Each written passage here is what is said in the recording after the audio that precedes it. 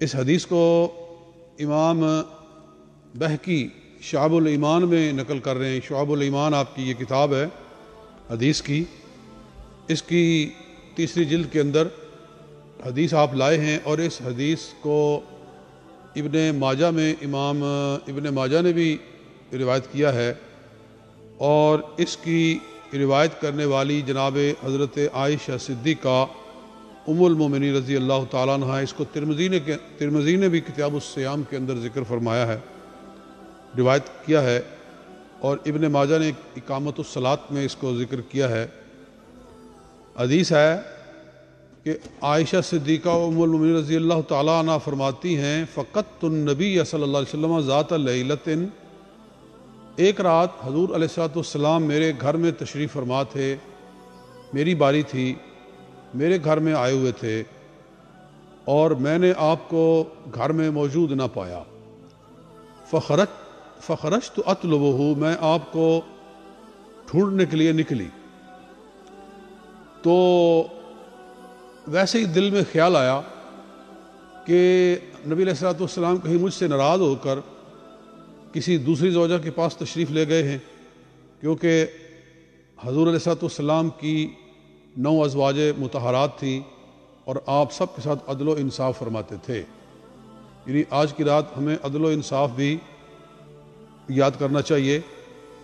اگر کسی کی 2 بیویاں ہوں تو عموماً یہ دیکھا گیا ہے کہ 2 بیویوں والے لوگ 2 کے ساتھ بھی انصاف نہیں کرتے، ایک کے ساتھ ان کا رہنا سہنا ہوتا ہے اور دوسری جو ہے اس سے بالکل کٹ آف ہوتا ہے۔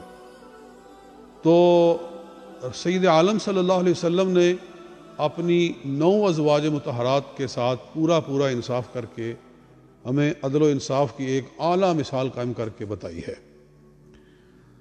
تو فرماتی ہیں کہ میں آپ کو ڈھونڈنے کے لیے نکلی، تو فَإِذَا هُوَ بِالْبَقِيعِ، تو میں نے دیکھا کہ آپ قبرستان بقیع کے اندر تشریف فرمائیں، کیونکہ بالکل ساتھ ہی قبرستان ہے۔ جو لوگ گئے ہیں مدینہ شریف میں حاجی حضرات، ان کو معلوم ہے کہ ادھر مسجد نبوی ہے اور سامنے جنت البقیع ہے، اور مسجد نبوی کے بالکل متصل حضور علیہ السلام کے حجرات تھے، وہ کمرے تھے جن کے اندر آپ تشریف فرما ہوتے تھے، آپ کی ازواج کے کمرے تھے۔ ڈسٹنس جنت البقیع سے صرف چند قدم تھے، اتنا ہی فاصلہ تھا۔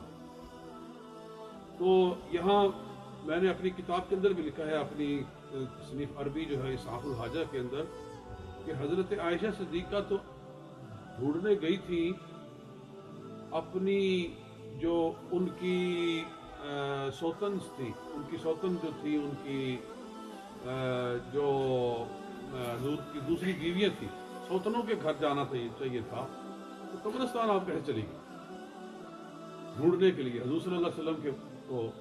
تو میرا ذہن یہ کہتا ہے کہ حضور صلی اللہ علیہ وآلہ وسلم کے جسم مبارک میں اللہ نے ایسی خوشبو رکھی ہوئی تھی کہ آپ جدھر سے گزرتے تھے وہ رستہ معطر ہو جاتا تھا۔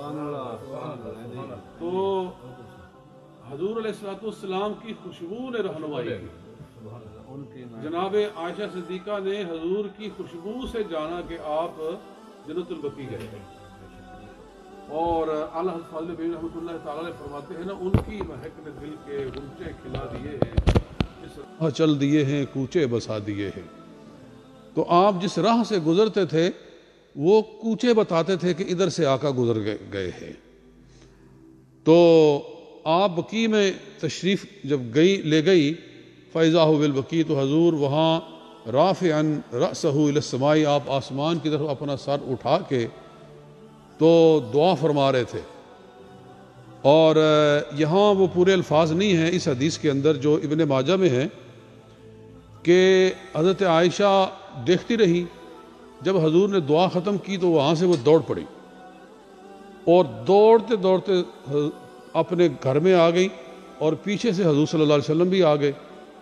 نبی علیہ السلام نے ارشاد فرمایا، عائشہ تیرا سانس کیوں چڑھا ہوا ہے؟ تیرا سانس چڑھا ہوا ہے، تو کہیں سے دوڑ کر آئی ہے؟ حضور جانتے ہیں، لیکن پھر بھی बीवी से पूछा कि तेरा सांस चढ़ा हुआ है, क्या वजह है? अर्ज़ किया मैं आपको ढूंढने के लिए निकली थी। और फरमाया हुज़ूर सल्लल्लाहु अलैहि वसल्लम ने, या आयशा तू अकुंती तखाफ़ीन अन यहीफ़ल्लाहु अलैकी व रसूलहु, क्या तू समझती है, तुझे ये डर है कि अल्लाह और उसका रसूल तेरे से नाइंसाफ़ी करेंगे? यानी बारी तेरी है, आज रात तेरी है, तो क्या अल्लाह का रसूल तेरे साथ नाइंसाफ़ी करेगा और दूसरी अज़वाज के पास चला जाएगा? तुझे इस बात का डर है? अर्ज़ किया कि फरमाती है मैंने अर्ज़ किया वमा भी ज़ालिका वलाकिन्नी ज़ननतु अन्नका अतैता बाज़ा निसाइका, वैसे ही मेरे दिल में ख्याल आया शायद आप दूसरी ज़ौजा के पास चले गए होंगे। फ़क़ाला, हज़ूर सल्लल्लाहु अलैहि वसल्लम ने फरमाया आज रात मैं क्यों यहाँ से निकल कर कब्रिस्तान गया हूँ? इसलिए कि ये निस्फ़ शाबान की रात। फरमाया इन्नल्लाह अज़्ज़ा व जल्ला यंज़िलु लैलतन निस्फ़ी मिन शाबान इला समाए दुनिया, अल्लाह ताला इस रात के अंदर आसमान दुनिया की तरफ नुज़ूल फरमाता है। फ़यग़फ़िरु लिअक्सरा मिन अदद शारि गनम कल्बिन, तो अल्लाह ताला बनी कलब की बकरियों के बालों की तादाद के मुताबिक मेरी उम्मत के गुनाहगारों की बख्शिश फरमाता है। कितने? लिअक्सरा, इससे भी ज्यादा, लिअक्सरा मिन अदद शारि गनमी कल्बिन, अल्लाह ताला बनु कलब की बकरियों के बालों की तादाद से भी ज्यादा मेरी उम्मत के गुनाहगारों की बख्शिश फरमाता है। तो एक बकरी के ऊपर ही इतने बाल होते हैं, आप हिसाब में लाएं कि एक बकरी पे कितने बाल होते हैं, और फिर एक कबीले की बकरियां, पता नहीं कितनी बकरियां होंगी उनकी, तो सैकड़ों बकरियां होंगी। तो हर बकरी के बालों को फिर सोचें कि कितने लोगों की बख्शिश आज की रात की जाती है, और उम्मत के अफराद कितने हैं? आज उम्मत तादाद के मुताबिक 2 अरब के बराबर है, 2 अरब मुसलमान हैं, और 2 अरब हर 100 साल के बाद नए लोग आ जाते हैं, पहले लोग चले जाते हैं, और तादाद में इजाफा भी हो रहा है। तो चाहे जितने अरब भी हो जाएं, मुसलमानों की तादाद ख्वाह खरबों में चली जाए, फिर भी ये जो तादाद हज़ूर सल्लल्लाहु अलैहि वसल्लम ने बयान फरमाई है, ये सबको घेरने वाली है। तो इस रात की ये ख़ास ये अज़मत है कि इस रात में इतने लोगों की बख्शिश फरमाई जाती है। तो हमें भी शामिल होना चाहिए, उन लोगों में कोशिश करनी चाहिए कि आज की रात में हम उनमें शामिल हो जाएं कि जो बख्शिश मांगते हैं। और सुनिए, मौला अली शेर खुदा रज़ी अल्लाह तआला अन्हु से रिवायत है, जनाब अली इब्न अबी तालिब रज़ी अल्लाह तआला रिवायत करते हैं, रसूलुल्लाह सल्लल्लाहु अलैहि वसल्लम ने इरशाद फरमाया। इस हदीस को भी इब्न माजा ने रिवायत किया है। इब्न माजा में ये हदीस 1388 नंबर पर है, 1388 नंबर पर इब्न माजा में ये हदीस है। और मेरे सामने जो किताब है शुआबुल ईमान, इसके अंदर भी ये 3822 नंबर पर है कि रसूलुल्लाह सल्लल्लाहु अलैहि वसल्लम ने इरशाद फरमाया, इज़ा काना लैलतुन निस्फ़ मिन शाबाना, जब निस्फ़ शाबान की रात आए, फ़क़ूमू लैलहा वसूमू नहारहा, तो इस रात में शब बेदारी किया करो और अगले दिन रोज़ा रखा करो। लिहाजा आज हमें शब बेदारी भी करनी चाहिए और कल का रोज़ा भी रखना चाहिए। यह हज़ूर अलैहि सल्लम का हुक्म है, क़ूमू, क़याम करो, लैलहा, इसकी रात में, वसूमू यौमहा, और इसके दिन के अंदर तुम रोज़ा रखो। फ़इन्नल्लाह ताला यक़ूलु, कि अल्लाह ताला इरशाद फरमाता है, आज की रात अल्लाह ताला ये ऐलान फरमा रहा है, अल्लाह ताला की रहमत ये ऐलान फरमा रही है। और ये ऐलान हदीस के मुताबिक यूं तो हर रात होता है, लेकिन आज चूँकि खसूसी बख्शिश की रात है, इसलिए आज की रात ये ऐलान زیادہ اہمیت کے ساتھ کیا جا رہا ہے۔ کیا اعلان ہے کہ اللہ تعالیٰ ارشاد فرماتا ہے کہ الا من مستغفر فاغفر له، الا من مستغفر فاغفر له، ہے کوئی مجھ سے بخشش مانگنے والا کہ میں اس کو بخشوں۔ الا من مسترزق فارزقہ، ہے کوئی مجھ سے رزق مانگنے والا کہ میں اس کو رزق دوں۔ وَأَلَا مِن سَائِلٍ فَأُعْطِيَهُ، اور ہے کوئی مجھ سے سوال کرنے والا کہ میں اس کو عطا کروں۔ یہ اعلان اللہ کی رحمت یوں تو ہر رات میں رات کے پچھلے پہر میں یہ اعلان ہر رات میں ہوتا ہے۔ جب لوگ سوئے ہوتے ہیں تو اس وقت رب العالمین کی رحمت یہ اعلان فرماتی ہے، اور خوش نصیب لوگ ہوتے ہیں جو تہجد کے لیے اٹھتے ہیں، پچھلی رات کو اللہ کو یاد کرتے ہیں، اور جب رب کی رحمت دعاؤں کے لیے بلا رہی ہوتی ہے تو اس وقت وہ دعا کرتے ہیں۔ تو آج کی رات یہ اعلان خاص طور پر کیا جاتا ہے کہ کوئی بخشش مانگنے والا ہے تو میں بخشوں۔ تو جب رب خود پکار رہا ہے تو پھر بندے اگر نہ مانگیں تو بڑی عجیب بات ہے کہ رب پکار رہا ہے، رب بلا رہا ہے، اور بندوں کو پرواہ نہیں ہے۔ تو یہ بڑی بد نصیبی ہے کہ رب بلائے اور بندہ پرواہ نہ کرے، اور رب کہہ رہا ہے کہ مجھ سے رزق مانگو، رزق میں دینے والا ہوں۔ یعنی اس میں یہ سبق ہے کہ ہم رزق کے لیے حرام کام کرتے ہیں، رزق کے لیے ہیرا پھیریاں کرتے ہیں۔ رب فرماتا ہے رزق مجھ سے مانگو، میں رزق دوں گا۔ رزق دینے والا اللہ ہے، اگر اللہ نہ چاہے تو ایک قطرہ بھی ہم حاصل نہیں کر سکتے۔ تو اس لیے رب کی بات مانی جائے، رب کا حکم سنا جائے اور اس سے مانگا جائے، وہ عطا کرنے والا ہے۔ اور الا من سائل فاعطیہ، ہے کوئی مجھ سے سوال کرنے والا اس کو عطا کروں۔ ایک حدیث اور بیان کر کے تو بات کو ختم کرتے ہیں۔ یہ حدیث جناب سیدنا صدیق اکبر رضی اللہ تعالیٰ عنہ سے مروی ہے۔ یعنی کیسی عظیم الشان حدیثیں ہیں، مولا علی شیر خدا سے، جناب صدیق اکبر سے، یہ حضور کے قریبی یار ہیں اور آپ کے رشتہ دار ہیں۔ فرمایا حضور صلی اللہ علیہ وسلم نے کہ ینزل اللہ الی السماء الدنیا لیلۃ النصف من شعبان، کہ نصف شعبان کی رات کو اللہ تعالیٰ آسمان دنیا کی طرف نازل ہوتا ہے، یعنی اس کی رحمت نازل ہوتی ہے۔ فَيَغْفِرُ لِكُلِّ شَيْءٍ، مراد یہ ہے کہ ہر بندے کی بخشش ہو جاتی ہے، إِلَّا رَجُلٍ مُشْرِكٍ أَوْ رَجُلٍ فِي قَلْبِهِ شَحْنَاءُ، ایک مشرک کی بخشش نہیں کی جاتی، کافر کی، کیونکہ وہ تو بخشش کے اہل ہی نہیں ہے، اس کی بخشش نہیں کی جاتی، اور ایک وہ کہ جس کے دل میں بغض و حسد ہے، جس کے دل میں کینہ ہے، دوسرے لوگوں کے بارے میں وہ بغض رکھتا ہے، کینہ رکھتا ہے۔ مراد ہے کہ جس کا دین سے کوئی تعلق نہیں، یعنی ایک ہے کہ کسی بندے سے ہم بات نہیں کرتے، کسی بندے سے ہم تعلق نہیں رکھتے، اس وجہ سے کہ وہ بددین ہے۔ وہ ایسے لوگ ہیں کہ جو اپنے آپ کو مسلمان کہنے کے باوجود معاذ اللہ وہ آپ کے بعد نبی مان کر بیٹھے ہوئے ہیں، آپ کے بعد وہ آپ کے صحابہ کرام کو گالیاں بکتے ہیں۔ تو ایسے لوگوں سے تو دور رہنا چاہیے، ایسے لوگوں سے تو رابطہ نہیں ہونا چاہیے، کیونکہ حضور صلی اللہ علیہ وسلم نے ارشاد فرمایا کہ میرے بعد لوگ آئیں گے، تمہیں ایسی حدیثیں سنائیں گے جو نہ تم نے کبھی سنی نہ تمہارے باپ دادا نے سنی ہیں۔ فَإِيَّاكُمْ وَإِيَّاهُمْ، تو تم ان سے دور رہو، وہ تم سے دور رہیں۔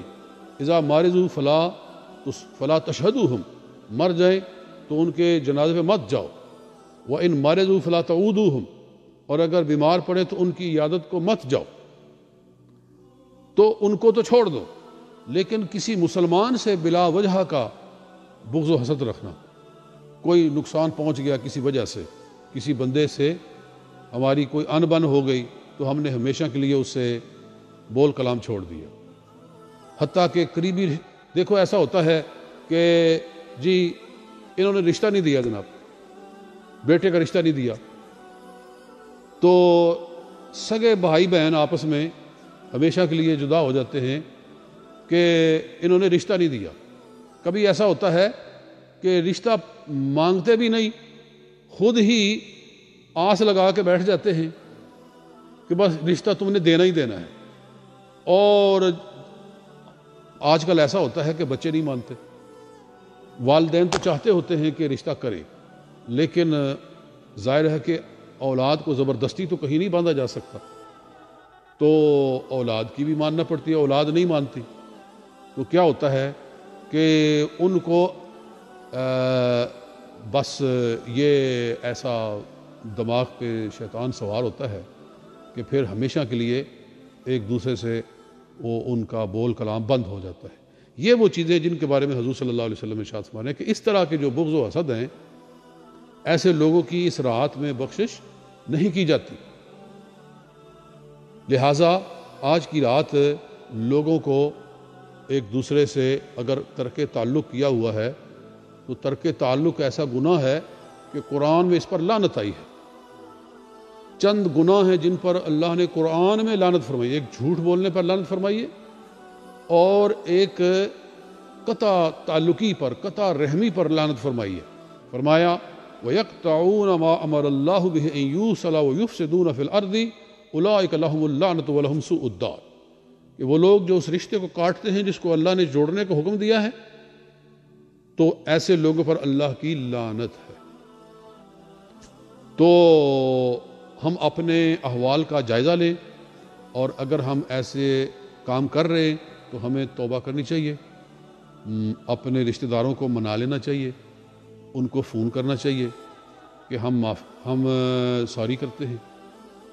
نہ بھی سوری کا لفظ بولا جائے تو کبھی ایسا ہوتا ہے کہ فون ہی بہت ہوتا ہے، ایک تعلق قائم کرنا ہی بہت ہوتا ہے، تو اس سے بھی مسئلہ حل ہو جاتا ہے. یا کم از کم اپنے دل میں توبہ کر لیں کہ ہم ان کو منائیں گے. تو خدا تعالیٰ تو دیکھ رہا ہے، آپ اگر دل سے بدل گئے ہیں تو جب انسان نیکی کا ارادہ کر لیتا ہے تو خدا تعالیٰ تو دلوں کے حالات سے آگاہ ہے. وہ تو یعلم ما توسوس بہ نفسہ، رب فرماتا ہے کہ میں جانتا ہوں کہ تمہارے نفس میں وسوسہ کیا آیا ہے، وہ تو جانتا ہے. تو آج رات ان چیزوں کے کرنے کی ضرورت ہے. مولا پاک ہمیں سید عالم صلی اللہ علیہ وسلم کے ارشاد پہ عمل پیرا فرمائے. اور آج کی رات میں تو کہا کرتا ہوں کہ جن لوگوں کے ذمے نمازیں ہیں، جو انہوں نے پچھلی نمازیں نہیں پڑھی ہیں، ایک تو توبہ کرے کہ نماز ہم نے پڑھنی ہے، اور پچھلی نمازوں کی قضا بھی جو ہے وہ کرنی چاہیے. تو کئی لوگوں نے قضا شروع کی ہوئی ہے، تو وہ آج کی رات اگر قضا کر لیں زیادہ تو وہ ان کے لیے زیادہ مفید ہے. بہرحال پھر بھی آج رات صلاۃ التسبیح پڑھنی چاہیے. سب سے افضل جو نماز ہے نوافل کے اندر وہ صلاۃ التسبیح ہے. صلاۃ التسبیح حضور صلی اللہ علیہ وسلم نے اپنے چچا حضرت عباس رضی اللہ عنہ سے فرمایا تھا کہ اگر ہو سکے تو ہر روز پڑھ، اور اگر ہر روز نہیں پڑھ سکتا تو اس کو سال میں ایک دفعہ پڑھا کر. فرمایا ہر روز پڑھا کر، نہیں تو ہفتے میں پڑھا کر، نہیں تو مہینے میں پڑھا کر، نہیں تو سال میں ایک مرتبہ پڑھا کر. اور فرمایا کہ نہیں تو زندگی میں ایک دفعہ اس کو ضرور پڑھ. تو صلاۃ تسبیح جو ہے وہ 4 رکعتیں ہیں، 2 رکعت کر کے آپ نے پڑھنی ہے. 2 رکعت آپ اس طرح جب اللہ اکبر کہہ کے ہاتھ باندھ لیں گے تو 15 مرتبہ آپ نے تسبیح پڑھنی ہے. سبحان اللہ والحمد للہ ولا الہ الا اللہ واللہ اکبر.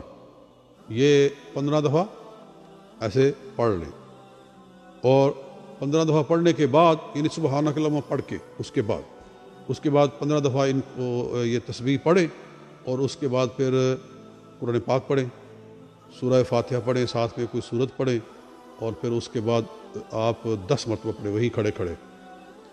تو قیام کی حالت میں آپ کے 25 ہو گئے. پھر رکوع میں چلے جائیں، سبحان ربی العظیم پڑھ کے پھر 10 مرتبہ پڑھیں یہی، تو یہ 35 ہو گئے. پھر کھڑے ہو جائیں اور کھڑے ہو کر ہاتھ کھول کے پڑھیں تو تو یہ 45 ہو گئے. پھر سجدے میں چلے جائیں اور سبحان ربی الاعلیٰ پڑھ کے اس کے بعد اس کو پڑھیں تو یہ 55 ہو گئے. اس کے بعد پھر بیٹھ جائیں اور پڑھیں تو یہ 65 ہو گئے. اور پھر دوسرے سجدے کے اندر بھی اسی طرح 10 مرتبہ پڑھیں تو یہ 75 ہو گئے. تو یہ 75 ہیں ایک رکعت کے اندر. تو یہ ایچ رکعت میں 75 ٹائمز 4 دفعہ اس کو ملٹیپلائی کریں تو یہ 300 ہو گئے. تو یہ 300 ٹوٹل تسبیح ہے اور 4 رکعتیں پڑھنی ہیں ہر رکعت میں اس طرح سے کر کے. تو یہ سب سے افضل آج کی رات کے لیے یہ نماز ہے. یہ کریں اور پھر اس کے بعد آپ دعا و استغفار کریں. ہو سکتا ہے تو قبرستان بھی جائیں اور کل کا روزہ بھی رکھیں. تو اللہ تعالیٰ قبول و منظور فرمائے. وما علینا الا البلاغ المبین.